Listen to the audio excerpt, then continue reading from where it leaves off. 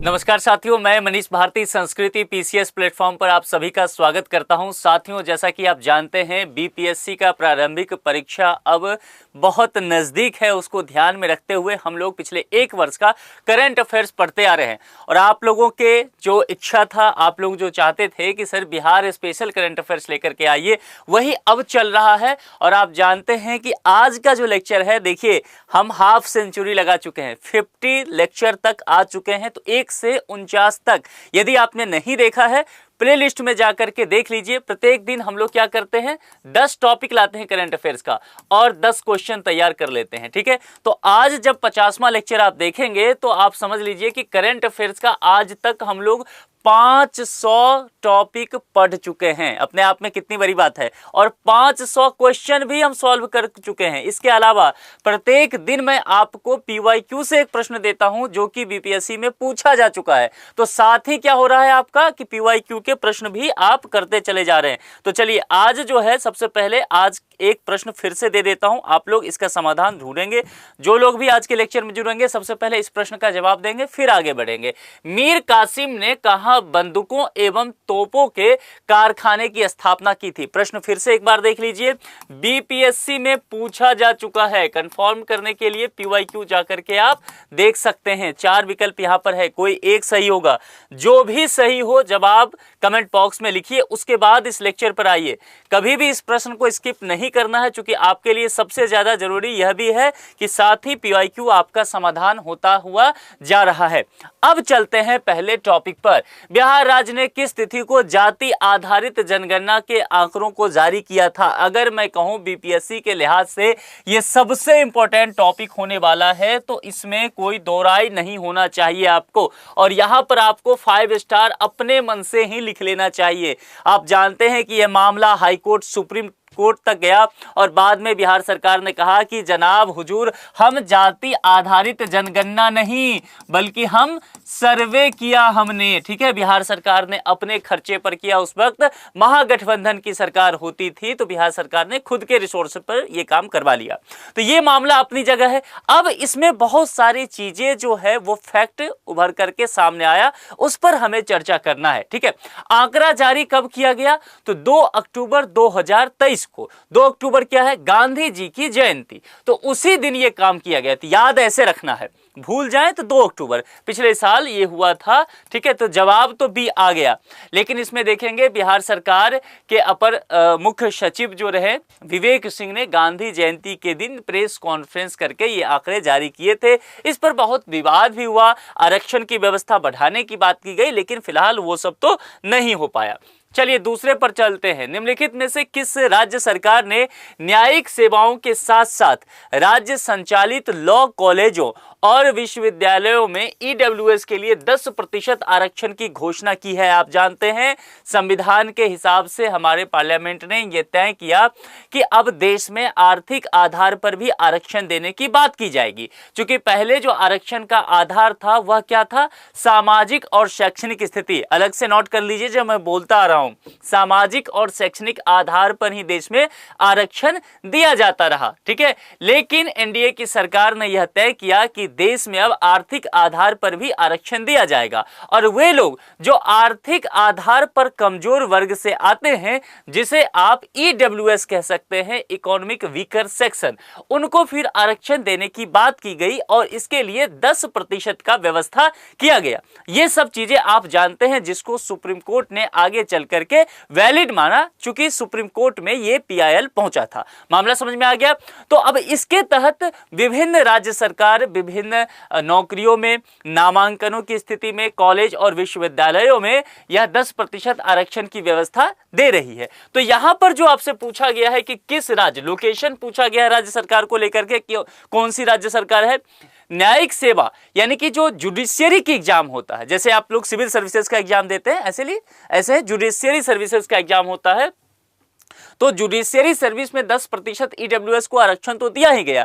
इसके साथ साथ जो लॉ कॉलेजेस हैं और यूनिवर्सिटीज हैं, उसमें भी ईडब्ल्यूएस के लिए 10% आरक्षण की घोषणा की गई। ये आपसे पूछा गया है। देखिए, यह घोषणा जो है बिहार सरकार के द्वारा किया गया। ठीक है, बिहार गवर्नमेंट के द्वारा किया गया। तो ये चीजें तो एक कंफर्म हो गया। दूसरी बात किनके द्वारा, तो मुख्यमंत्री बिहार के नीतीश कुमार, उनकी अध्यक्षता में एक मंत्रिमंडल की बैठक हुई थी और उस मंत्रिमंडल के बैठक में इसे अप्रूवल दे दिया गया। इसके लिए फिर क्या करना पड़ता है कि EWS सर्टिफिकेट होना पड़ता है ना, अपने अपने ब्लॉक से EWS सर्टिफिकेट बनवाना पड़ता है, उसके आधार पर यह आपको मिलेगा। तो दूसरा का सही जवाब क्या हो गया, ए। चलिए तीसरे टॉपिक पर चलते हैं। वर्ष 2023 में लोकनायक जयप्रकाश नारायण की कौन सी जयंती मनाई गई? जेपी के नाम से ये जाने जाते हैं, है ना, जेपी, जयप्रकाश नारायण। और जयप्रकाश नारायण इसीलिए भी कि इन्हें दूसरा गांधी भी कहा जाता रहा। बिहार से संबंधित है मोस्ट इंपोर्टेंट टॉपिक। इमरजेंसी के समय में देश का जो छात्र आंदोलन हुआ था, नेतृत्व करने का श्रेय जो है वह जेपी को ही जाता है। इमरजेंसी से देश को बाहर निकालने का श्रेय जो है वह जेपी मोमेंट को भी जाता है। और बिहार का जो ऐतिहासिक पटना का गांधी मैदान है, वहां से इन्होंने छात्र नेतृत्व के लिए हुंकार भरा था। 11 अक्टूबर 2023 में लोकनायक जयप्रकाश नारायण की 121वीं जयंती मनाई गई थी। कब मनाई गई थी? 11 अक्टूबर को। तो यहां पर, और ये जो मैंने कहा वह 121वीं जयंती, देखिए यहां पर तारीख नोट कर लीजिए, 11 अक्टूबर। जब आप ये एग्जाम देने जाएंगे तो आप जानते हैं कि आपका एग्जाम जो है वह नवंबर में, अभी तक पता चला है कि 17 नवंबर को होगा। तो ध्यान रखिएगा, ये जो 121वीं है यह 122वीं हो जाएगी, चूंकि ये 2023 के हिसाब से 121वीं है। ठीक है, 2024 में भी उससे पहले सेलिब्रेट कर लिया जाएगा तो वह 122वीं होगा। कंफ्यूजन नहीं होना है, नहीं तो आप गलती करके आएंगे। और जो विकल्प होगा बहुत ही क्लोज विकल्प होगा, गलती करने की पूरी संभावना आपसे करवाया जाएगा। इसके अलावा जेपी के विषय में कुछ और जान लीजिए। 1 अक्टूबर 1902 को सिताब दियारा जो है बिहार में एक जगह है, वहां पर ही जयप्रकाश नारायण जी का जन्म हुआ। बाद में इन्हें एक तरह से लोकनायक कहा गया। लोकनायक बोले तो पीपुल्स लीडर के नाम से जाना गया, लोगों का लीडर, है ना। इमरजेंसी के समय यह उपाधि भी इनको दिया गया।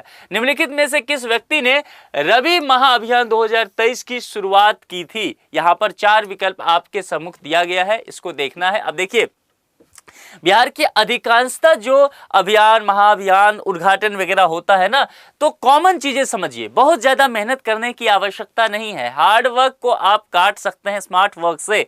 ठीक है, तो आप देखेंगे क्या कि बिहार में जो भी सम्मेलन वगैरह होता है, अधिकांशतः मुख्यमंत्री नीतीश कुमार ही उसका शुभारंभ किया करते हैं। तो ये चीजें आपको समझ में आनी चाहिए। इसका मतलब मैं ये नहीं कह रहा हूं कि सभी योजनाओं का, ठीक है, उप मुख्यमंत्री भी किया करते हैं, बहुत सारे जो है हाई कोर्ट के जो चीफ जस्टिस है वहां के, वह भी किया करते हैं। तो ये कंफ्यूज नहीं होना है। मुख्य सचिव वगैरह भी कुछ योजनाओं के कुछ प्रेस कॉन्फ्रेंस के द्वारा जारी किए करते हैं रिपोर्ट, तो इस हिसाब से समझना है। लेकिन अधिकांशतः मुख्यमंत्री के द्वारा होता है। तो बिहार के मुख्यमंत्री नीतीश कुमार जो है वह 13 अक्टूबर 2023 को रवि महाअभियान 2023 की शुरुआत की। तो यहाँ पर नीतीश कुमार मुख्यमंत्री का नाम तो है, लेकिन यहाँ पर जो मैंने तारीख कहा वह तारीख भी आपको जानना चाहिए, और यह तारीख है 13 अक्टूबर 2023। तो ये नोट कर लीजिएगा, क्योंकि डेट आपसे पूछा जा सकता है। अब यह मामला होगा कि इस अभियान के तहत क्या काम करना है। देखिए, इस अभियान के तहत राज्य भर के सभी जिलों के लिए रवि महाअभियान प्रचार रथों के लिए रथ जो है वह रवाना किया गया। यानी कि वो रथ जो है सभी डिस्ट्रिक्ट में जाएगा। बिहार में डिस्ट्रिक्ट की संख्या कितनी है? 38। ये 9 प्रमंडल में, 9 कमिश्नरी में बटा हुआ है, तो सभी जगह ये जाएगा। मामला समझ में आ गया? आगे बढ़ जाए। हाल ही में मुख्यमंत्री नीतीश कुमार ने रवि महाअभियान 2023 की शुरुआत की थी। बताए कि निम्न में से रवि फसल का सही क्रम क्या है? देखिए, इस तरह के प्रश्न पूछे जाने की संभावना सबसे अधिक है, इसीलिए इस टॉपिक को मैं बार बार यहाँ पर 2-3 क्वेश्चन के माध्यम से आपको बता दूंगा। 5 स्टार अपने मन से लगा लीजिए, ये प्रश्न आने की सबसे अधिक संभावना है।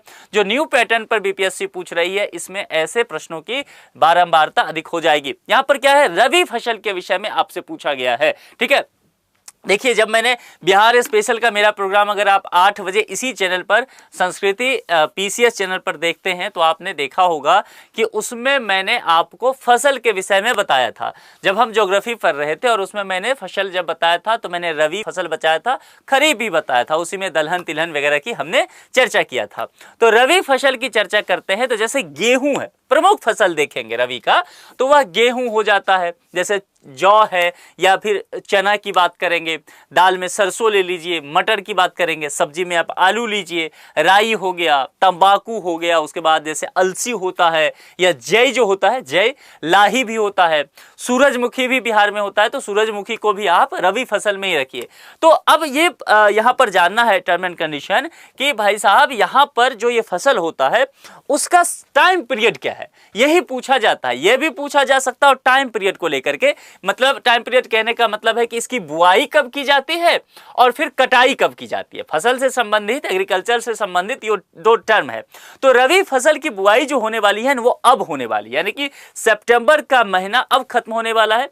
तकरीबन अक्टूबर के महीने से जो है रबी फसल की बुआई शुरू हो जाती है। तो अक्टूबर से यहां पर बुआई स्टार्ट होगा।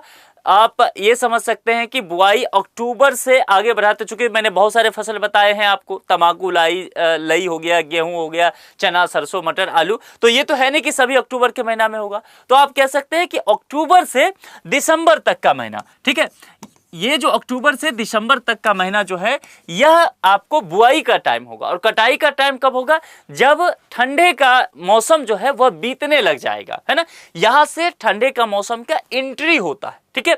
और जब बीतने लग जाता है, यानी कि आप कह सकते हैं कि अप्रैल, मई, जून ये सब समय होता है ना, तो ठंड जा चुका होता है, वसंत ऋतु का आगमन हो चुका होता है, बसंत के बाद की जो है तो उसमें ये होता है। तो आप इसको अप्रैल से जून रख सकते हैं, ठीक है। तो ये कटाई का समय है, तो ये ध्यान रखना है, बुआई और कटाई।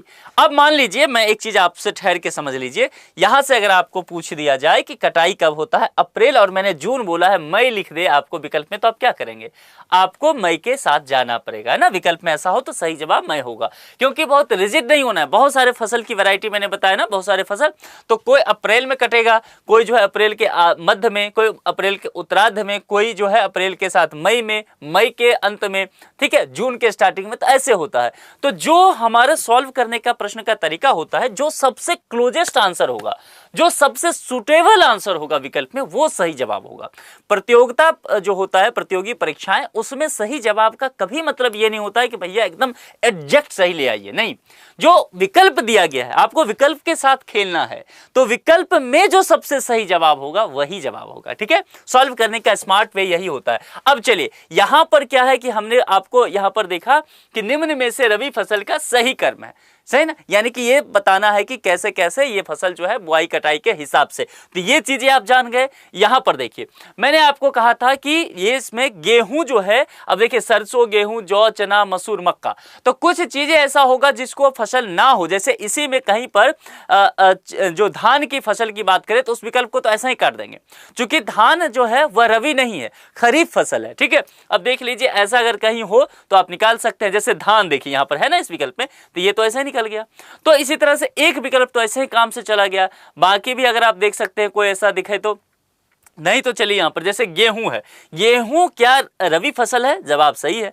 जौ, यहां पैटर्न भी सही नजर आ रहा है। उसके बाद आलू भी ठीक है, चना भी ठीक है, ये भी समझ में आ रहा है, मटर भी ठीक है, और उसके बाद सरसों भी तो ठीक ही है, यानी कि और ऑरेंज भी है, तो बी के साथ ही जाना ज्यादा सही होगा, ठीक है।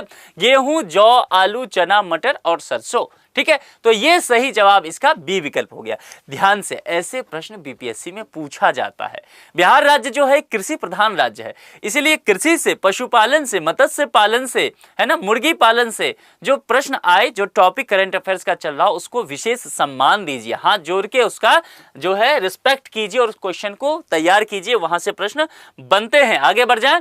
हाल ही में कहां पर मंजू सिन्हा परियोजना बालिका उच्च माध्यमिक विद्यालय का उद्घाटन किया गया। यहां पर आपके सम्मुख 4 विकल्प है, इसको सबसे पहले समझ लीजिए कि क्या इसका महत्व है, ये सब चीजें हम सबसे पहले जान लेते हैं। मुख्यमंत्री नीतीश कुमार ने इसका उद्घाटन किया, तो आपके पास एक फैक्ट जो होंगे नीतीश चर्चा हो जाएंगे। 16 सितंबर 2023 को यह मामला होता है। दूसरा नोट कर लीजिए, मैं लिखूंगा तो ज्यादा टाइम लगेगा, मैं नहीं चाहता कि आपका मोबाइल का डेटा ज्यादा खत्म हो, तो 16 सितंबर 2023 जो है वह आपके लिए टाइम होगा। अब ये जो नाम यहां पर क्या मैंने कहा था, मंजू सिन्हा, है ना, तो इसीलिए समझना है कि मैंने कहा ये टॉपिक इंपॉर्टेंट क्यों है। तो मंजू सिन्हा जो है वह आप कह सकते हैं नीतीश कुमार की पत्नी का नाम है। तो मुख्यमंत्री नीतीश कुमार ने 16 सितंबर 2023 को अपनी पत्नी के नाम पर बख्तियारपुर में मंजू सिन्हा परियोजना बालिका उच्च माध्यमिक विद्यालय का उद्घाटन किया। अब मामला समझ में आया कि क्यों इंपॉर्टेंट टॉपिक है। नीतीश कुमार की वाइफ का नाम पर ही ये परियोजना किया गया है। स्कूल को 11 करोड़ की लागत से बनाया जाएगा। बिहार सरकार ने ये कहा है 4 मंजिला इमारत होगा, बनकर तैयार होगा, जिसमें बताया गया है कि कुल मिलाकर के 32 रूम्स होंगे, 32 कमरा होगा। और इसमें ये स्कूल देखिए बहुत हाईटेक होने वाला है। इस स्कूल की छत पर जाने के लिए एक लिफ्ट भी लगा रहेगा और स्कूल 1 साल पहले बनकर तैयार हो चुका था। ये भी समझ लीजिए, ये सारी काम हो चुका था। अब इसका जो है उद्घाटन अभी तक नहीं हुआ था। तो यह काम जो है मुख्यमंत्री नीतीश कुमार के द्वारा 16 सितंबर 2023 को उद्घाटन भी कर दिया गया। तो किस जगह पर है? यहां पर बख्तियारपुर की चर्चा हमने किया। बख्तियारपुर वैसे भी चर्चा में रहता है, क्यों रहता है जरा मुझे बताइए। तो नालंदा को तोड़ने वाला हिंट मैं दे रहा हूं, तो इसको चर्चा में यह जगह रहता है। आप मुझे कमेंट करके बताएंगे, ठीक है। ये आप पे छोड़ता हूं। निम्नलिखित में से बिहार के कितने कलाकारों को संगीत नाटक अकादमी अमृत पुरस्कार दिया गया? मोस्ट इंपोर्टेंट, 5 स्टार लगाइए, ठीक है। एक तो बिहार के कलाकार हैं, ऊपर जो है अवार्ड्स वाले सेक्शन से आएगा और अवार्ड्स के बारे में जो पर्सनालिटी वाला होता है ना, यानी कि जो व्यक्तित्व वाला, तो ऐसे प्रश्न भी। तो देखिए 2-3 टॉपिक को ये कवर कर रहा है और बिहार की बात इसने किया है कि बिहार के कलाकार हैं तो बीपीएससी जो आयोग है वह यहाँ पर भावुक हो सकती है, इमोशनल हो सकती है कि भैया हमारे बिहार का मामला है, यही इसी को टॉपिक में ले आते हैं, क्वेश्चन बना दे। तो आप तैयार रहिएगा, बीपीएससी को समझिए यहाँ पर नब्जों। चलिए पहले सबसे पहले इस पे बात करते हैं, जवाब वगैरह तो हम लोग ढूंढ ही लेंगे। देखिए वर्ष 2023 की बात किया गया है। वर्ष 2023 में बिहार के 4 कलाकारों को, तो नंबर ऑफ कितने हैं ये लिखा हुआ है, तो 4 कलाकार जो हैं, तो ये 4 आर्टिस्ट जो हैं इनको संगीत नाटक अकादमी अमृत पुरस्कार, ये लिखा हुआ है। फिर से बोल देता हूं, बाद में आप मत कहिएगा कि सर बार बार नहीं कहे। ये बहुत इंपॉर्टेंट टॉपिक है, इसको अलग से नोट कर लीजिए। मैं हर दिन बता दिया करता हूं कि कैसे करंट अफेयर्स को कैटेगरी वाइज पढ़ेंगे, सभी को एक ही चीज में नहीं शामिल करना है। अवार्ड्स वाला वगैरह अलग कर देना है, जो पर्सनैलिटी से रिलेटेड अलग करना है, स्पोर्ट्स वाला अलग कर देना है, इंटरनेशनल अलग कर देना है, ऐसे पढ़ना है। पॉलिटी को अलग कर दीजिए, जो परियोजना रिपोर्ट सूचकांक जारी होता है इन सब को अलग पढ़ लीजिए। जो पर्यावरण से संबंधित चीजें हैं, जो आप कह सकते हैं कि इन्वायरमेंट से रिलेटेड है, ये सारी चीजें अलग कर दीजिए। इस हिसाब से देखेंगे ना तो करंट अफेयर्स आपको हलवा नजर लगने लग जाएगा, नहीं तो लगेगा कि बाप रे सारा चीज पढ़ना है, कैसे होगा। तो अरेंज करना आना चाहिए। हार्ड वर्क के साथ साथ स्मार्ट वर्क करेंगे तो कम मेहनत में ज्यादा उत्पादकता आपको मिलेगा। इतना तक समझ गए? आगे बोलूं तो ये 4 हो गया। तो 4 सबसे पहले। अब आपके मन में हो रहा होगा कि भाई साहब बता दीजिए, नाम वगैरह भी बताइए। तो चलिए इसमें कुछ और लोग भी शामिल हैं, सबका नाम बता देता हूं। सुमन कुमार जो है नाट्य के लिए दिया गया, भरत सिंह भारती को है लोक संगीत के लिए, गणेश प्रसाद सिन्हा जो है प्रदर्शन कला के क्षेत्र में अपना योगदान देते रहे, उनको दिया गया। रघुबर मलिक जो है हिंदुस्तानी संगीत, और हिंदुस्तानी संगीत में एक संगीत होता है, शायद आप लोगों ने सुना भी होगा, इसको ऐसा लिखते हैं ध्रुपद। ध्रुपद सुना है? ध्रुपद संगीत आपने, म्यूजिक काफी पुराना है, लेकिन आजकल लोग हो सकता है जेन जी जनरेशन को पसंद ना हो, लेकिन हम जैसे कुछ लोग हैं जो आज भी ये सब सुना करते हैं। तो ध्रुपद अगर नहीं सुना होगा तो यूट्यूब पे जाके सुन सकते हैं। तो हिंदुस्तानी संगीत में ध्रुपद गायकी के लिए इनको ये अवार्ड मिला। किनको? रघुबर मलिक को। आप यूट्यूब पे सर्च कर सकते हैं, ठीक है। कला और संगीत अभिनय के क्षेत्र में इन तमाम लोगों ने अपना योगदान दिया। इस पुरस्कार से सम्मानित होने वाले कलाकारों को क्या क्या मिलता है, ये प्रश्न आ चुके हैं पहले, इस तरह के प्रश्न पूछे गए हैं, यहाँ पूछे जाने की संभावना है, तो वह भी बता देता हूँ, नोट करते चलिए। जो लोग इस सम्मान से यानी कि संगीत नाटक अकादमी अमृत पुरस्कार से सम्मानित होते हैं, उनको एक ताम पत्र दिया जाता है ना। उसके बाद एक अंग वस्त्र, अंग वस्त्र समझते हैं ना, ऐसे करके, तो ये गमछा बिहार में बोलते हैं, गमछा ऐसे पहना दिए ना ऐसे, तो सम्मान में तो एक अंग वस्त्र हो गया। और फिर सबका नजर आता भैया रुपया कितना दिया है ना, वो बताओ। तो 1 लाख रुपया जो है वह नकद राशि के तौर पर दिया जाता है। इस पुरस्कार को 75 साल से ज्यादा उम्र के उन कलाकारों को दिया जाता है जिन्हें अभी तक कोई राष्ट्रीय सम्मान नहीं मिला है। सबसे इंपॉर्टेंट लाइन यही है ये एक विकल्प बन सकता है, ये पॉइंट। इसीलिए करंट अफेयर्स में टॉपिक समझना इंपॉर्टेंट है और यह भी समझना है कि उस टॉपिक का कौन सा ऐसा हिस्सा है जो हमें घुमा सकता है, वो विकल्प में आ सकता है। फिर से बोलता हूं, इस पुरस्कार को बोले तो यहां पर लिखा हुआ है संगीत नाटक अकादमी अमृत पुरस्कार। इसको जो है 75 साल से ज्यादा उम्र के लोगों को ही दिया जाएगा, कलाकारों को, ठीक है, और उनको ही दिया जाएगा जिनको अभी तक कोई पुरस्कार नहीं मिला है। सही बोला मैंने, गलत बोला? मैंने गलत बोला, आप लोग इसी को चेक करने के लिए मैंने दिया था कि कोई पुरस्कार नहीं मिला है, एक विकल्प देगा, कोई राष्ट्रीय पुरस्कार नहीं मिला है, कोई राज्य स्तर का पुरस्कार नहीं मिला, आप कंफ्यूज कर देंगे। ध्यान रखना है, ये नहीं कहना है कि कोई पुरस्कार नहीं मिला है, कोई राष्ट्रीय पुरस्कार नहीं मिल रहा है, ठीक है। मैंने इसीलिए आपको जानबूझ के बरगलाया था कि आयोग बरगलाए, तो आप इसको सही से समझ लेना, ठीक है। तो इसका सही जवाब 4 कलाकार। ये तो चलिए कॉमन चीज है, लेकिन बाकी चीजें जो मैंने बताया, ध्रुपद गायकी को लेकर के हमेशा ही प्रश्न आता रहा है, तो इसको देखना है। 5वीं राष्ट्रीय व्हीलचेयर रग्बी चैंपियनशिप 2023 प्रतियोगिता में बिहार की टीम ने कौन सा स्थान हासिल किया है? देखिए, ये जो है स्पोर्ट्स से संबंधित है, इसको 3 स्टार लगा लीजिए। क्रिकेट छोड़ के, क्रिकेट से भी हालांकि प्रश्न आ सकता है, इंडिया ने T20 वर्ल्ड कप जीता है तो वो प्रश्न बनेगा, ध्यान रखना है। कैप्टन वगैरह को लेकर के, वाइस कैप्टन को लेकर के, मैन ऑफ द आप कह सकते हैं कि टूर्नामेंट, ये सब जो है, बॉलर बैट्समैन, ये सब देख लीजिएगा आप क्रिकेट का। लेकिन शतरंज हो गया, इसके अलावा रग्बी हो गया, हॉकी हो गया, फुटबॉल हो गया, इन सबसे ज्यादा प्रश्न आते हैं, तो यह आपको ध्यान रखना है। ये 3 स्टार लगाइए, बिहार से संबंधित आपसे पूछा गया है और जो स्पोर्ट्स से रिलेटेड है तो ज्यादा चांसेज है। वर्ष 2023 में आयोजित 5वीं राष्ट्रीय व्हीलचेयर रग्बी चैंपियनशिप में बिहार की टीम को कौन सा स्थान मिला था? 3रा स्थान मिला था। तो जवाब आपके पास आ गया। अब देखिए, यहां पर ये आपसे पूछा जा सकता है, चूंकि स्टेटमेंट का विकल्प अब आता है कि इस प्रतियोगिता में बिहार ने किसको हराया। तो देखिए, बिहार ने जो हराया था, है ना, हरियाणा, ठीक है, बिहार ने हरियाणा को 23-9 से हराया, 23 के मुकाबले 9, है ना। तो 23-9 से हरा करके कांस्य पदक, ब्रॉन्ज मेडल जीता। कौन सा स्थान है? 3रा। पहले नंबर वाले को क्या मिलता है? Gold medal. दूसरे वाले को सिल्वर, रजत। तीसरे वाले को कांस्य, ब्रॉन्ज, ठीक है। ये समझना है, गलत नहीं होना चाहिए, हरियाणा को हरा करके। चलिए आगे बढ़ जाए। बिहार में किस एकमात्र भारतीय व्यक्ति का नाम, ध्यान से, सितंबर 2023 में टाइम मैगजीन द्वारा विश्व के टॉप 100 शख्सियतों में शामिल किया गया? 4 स्टार लगाना चाहेंगे? कुछ लोग अपने हिसाब से चाहे तो 5 स्टार भी लगा सकते हैं। चर्चित व्यक्ति वाले सेगमेंट में ये पूछा जा सकता है, बिहार से संबंधित है। तो देखिए, टाइम मैगजीन जो है दुनिया भर के 100 लोगों को अपनी लिस्ट में शामिल किया करता है, जनरली हर साल ही होता है, इस बार भी हुआ। मैगजीन ने जिन विश्व की टॉप 100 शख्सियतों को शामिल किया गया है, उसमें बिहार के एक व्यक्ति हैं जिनका नाम है श्रेयस कपूर। ध्यान देना है, यहां पर क्या नाम है? पहला ही विकल्प है, श्रेयस कपूर को शामिल किया गया है। श्रेयस कपूर कहां के रहने वाले हैं, ये आपसे पूछा जा सकता है।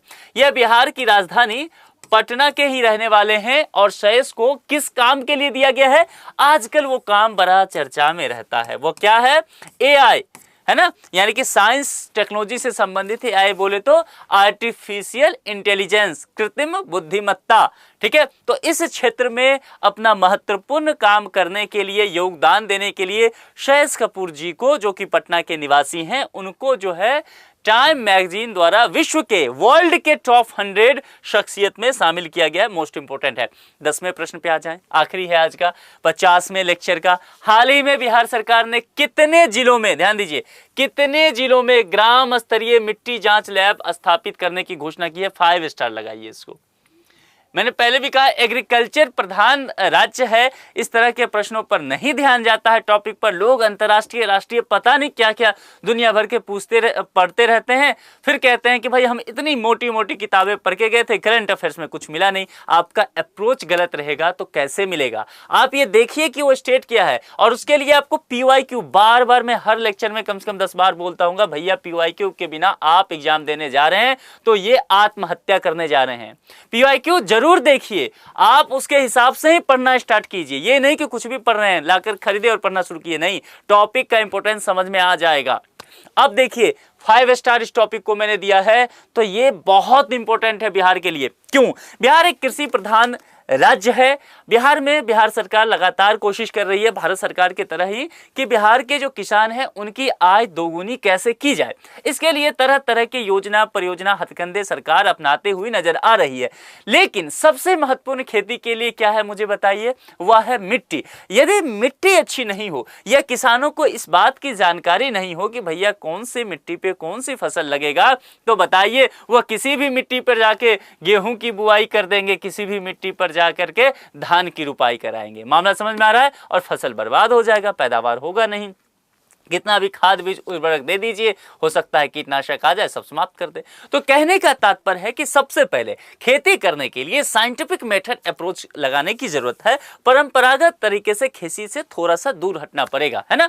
यानी कि जीवन निर्वाह की एग्रीकल्चर से आपको खत्म पड़ेगा। हमारे बाप दादा कैसे खेती करते थे कि इतना कर लो कि खाने भर का निकल जाए, साल भर का थोड़ा बहुत व्यापारी को बेच देंगे। लेकिन समय बदल चुका है, अब जो है आपको इस तरह से व्यापारिक उद्देश्य के लिए खेती करना चाहिए, तभी ना खेती से प्रॉफिट मिलेगा, तो किसानों की आय दोगुनी होगी, जीवन स्तर बेहतर होगा। इसके लिए शुरुआती स्तर से काम करने पड़ेगा, साइंटिफिक अप्रोच अपनाना पड़ेगा। उसके लिए पहला काम क्या है कि मिट्टी कैसे समझ में आए, तो मिट्टी की सेहत कैसे सुधरेगा, मिट्टी के जांच कहां पर होगा, तो भैया यहां पर मिट्टी जांच लैब स्थापित होगा। तब तो आपका तबीयत खराब हो जाता है, जाते हैं ना लैब जांच करवाने, तो इसी तरह मिट्टी का भी तो लोग जाएगा ना कि भाई हम उस खेत पे धान लगाना चाह रहे हैं, तो उस लैब में पहुंच जाएगा। और ये क्या है, ग्राम स्तरीय है, गांव में ये होगा, पटना में नहीं हो रहा है, डिस्ट्रिक्ट हेडक्वार्टर में नहीं हो रहा है, कमिश्नरी में नहीं हो रहा है, बिहार के गांव गांव में, ताकि किसान जो है धरेआम पहुंच जाए, एक झोला ले, पन्नी उसमें डाले, मिट्टी पहुंच जाए लैब में, हाँ भैया चेक करके बताओ। तो यही वाला बात है। कुल मिलाकर के मिट्टी जांच जो स्थापित करने की बात की गई है, इससे यह कहा गया है कि सेहत सुधरेगा। अब यहां पर समझना है कि इसके लिए क्या व्यवस्था किया गया है। इसके लिए 13 जिलों में, अभी जो है 13 जिलों में, अगर सफल होता है तो बाकी भी डिस्ट्रिक्ट में होगा, तो 13 जिलों में, अब इसका आपको 13 जिला का नाम भी बताना है ना, मैं बोल दूंगा, लेकिन आप इसको याद करके जाइएगा, ये आ सकता है।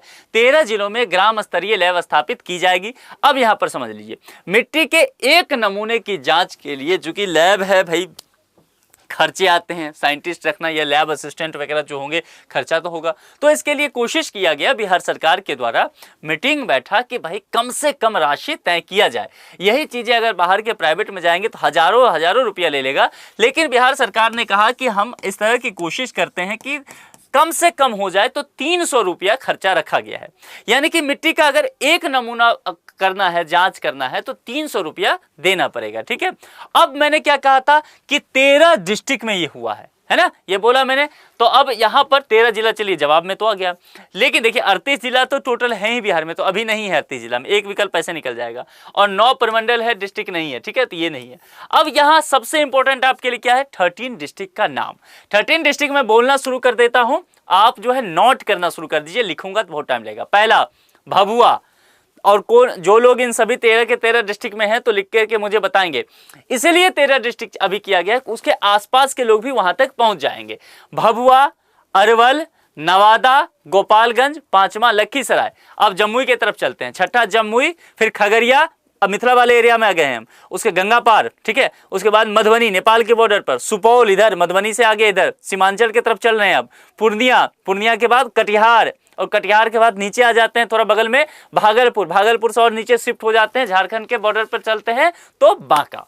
ये 13 जिला जो है यहां पर एक ये काम किया है। फिर से एक बार बता दूं, भभुआ, अरवल, नवादा, गोपालगंज, लखीसराय, जमुई, खगड़िया, मधुबनी, सुपौल, पूर्णिया, कटिहार, भागलपुर और बांका। मुझे कैसे याद है ये चीजें, क्योंकि मैंने मैप के अकॉर्डिंग इसकी स्टडी किया है ना। मैंने आपसे बोला ना कि ये मिथिला में आ गए, अब हम ये सीमांचल में आ गए, ये झारखंड के बॉर्डर पे आ गए, तो मैंने अपने दिमाग में मैंने मैप को बैठा लिया है। और मैप मुझे, जब मैं आपसे बोल रहा हूँ, आपसे सामने देख के बात कर रहा हूँ, तो मेरे दिमाग में कुछ नहीं है, बिहार का मैप है और उस मैप पर हम डिस्ट्रिक्ट घूम रहे हैं। आपको भी ऐसे प्रिपरेशन करना पड़ेगा। अगर नहीं अभी तक किए, एटलस मैप को खोलिए, बिहार वाले में जाइए, वहां पर जाकर के चीजों को सही से पता कीजिए, तब जाकर के आप सफल हो पाएंगे। चलिए आज का प्रश्न, मीर कासिम ने कहा बंदूकों एवं तोपों के कारखाने की स्थापना की थी? 4 विकल्प बोल चुका हूं, बीपीएससी में पूछा जा चुका है। इस तरह के प्रश्न को नहीं छोड़ के जाना है, ऐसे प्रश्न आ सकते हैं। कुल मिलाकर के इसका जवाब जो है कमेंट बॉक्स में लिख के बताइएगा, ठीक है।